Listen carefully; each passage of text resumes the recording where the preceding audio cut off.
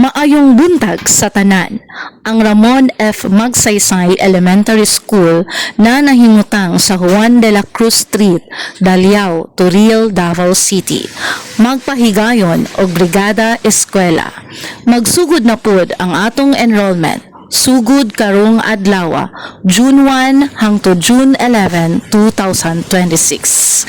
Ginaauhag ang tanang mga ginikanan ug magbalantay na magpalista na sa ilang mga anak sa kindergarten, SNED, ALS, grade 1 hangtod grade 6. Dalahon lamang ang mga importanteng dokumento sama sa PSA birth certificate, report card, ug ECCD checklist sa mga bata na mag-grade 1.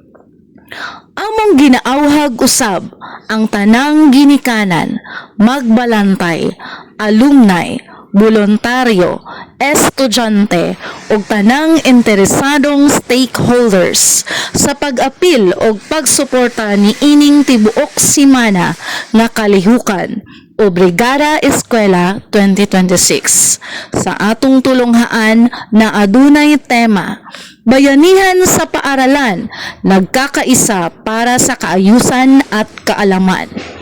Mao kini ang mga butang nadadon sa pagpaglimpyo. Sako, silhiglanot o tukog, dustpan, panapton o trapo, gardening tools sama sa guna, harasay o sanggot.